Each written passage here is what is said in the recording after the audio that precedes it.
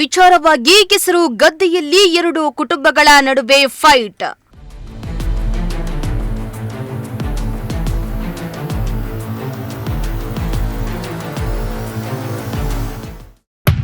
ರಾಣಿಬೆನ್ನೂರು ತಾಲೂಕಿನ ನದಿಹರಹಳ್ಳಿ ಗ್ರಾಮದಲ್ಲಿ ಮಾರಾಮಾರಿ.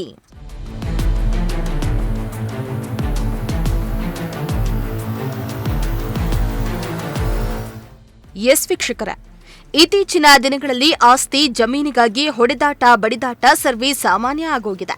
ಇಂತಹ ಗಲಾಟೆಗಳು ಕೊನೆಗೆ ಕೊಲ್ಲಿಯಲ್ಲಿ ಅಂತ್ಯ ಕೂಡ ಕಂಡಿವೆ. ಆದರೆ ಈ ಮನುಷ್ಯ ಅನ್ನೋನು ಮಾತ್ರ ತನ್ನ ಹಣ ಆಸ್ತಿಯ ಮೇಲಿನ ಮೋಹವನ್ನ ಬಿಟ್ಟಿಲ್ಲ. ಈ ಕಾರಣಕ್ಕೆ ಸಂಬಂಧಗಳಿಗೆ ಬೆಲೆಯೇ ಇಲ್ಲದಂತಾಗಿದೆ. ಇತ್ತ ಹಾವೇರಿ ಜಿಲ್ಲೆಯ ರಾಣಿಬೆನ್ನೂರು ತಾಲೂಕಿನ ನದಿಹರಹಳ್ಳಿ ಗ್ರಾಮದಲ್ಲಿ ಜಮೀನು ವಿಚಾರವಾಗಿ ಎರಡು ಕುಟುಂಬಗಳು ಕೆಸರು ಗದ್ದೆಯಲ್ಲಿಯೇ ಬಡಿದಾಡಿಕೊಂಡಿದ್ದು, ಈ ವಿಡಿಯೋ ಇಡೀ ಸೋಷಿಯಲ್ ಮೀಡಿಯಾದಲ್ಲಿಯೇ ಫುಲ್ ವೈರಲ್ ಆಗ್ತಾ ಇದೆ.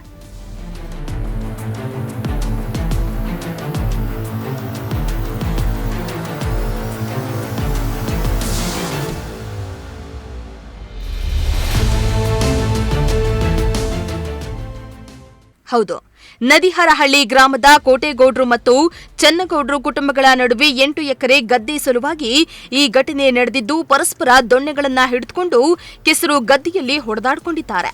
ಒಬ್ಬರನ್ನೊಬ್ಬರು ಎಳೆದಾಡಿಕೊಂಡು ದೊಣ್ಣೆಗಳನ್ನ ಹಿಡಿದು ಬಡಿದಾಡಿಕೊಂಡು ಇದೀಗ ಈ ವಿಡಿಯೋ ಸೋಷಿಯಲ್ ಮೀಡಿಯಾದಲ್ಲಿ ವೈರಲ್ ಆಗ್ತಾ ಇದ್ದು, ನೆಟ್ಟಿಗರು ಕಮೆಂಟ್ ಮಾಡಿ ಆಕ್ರೋಶ ಹೊರಹಾಕ್ತಿದ್ದಾರೆ.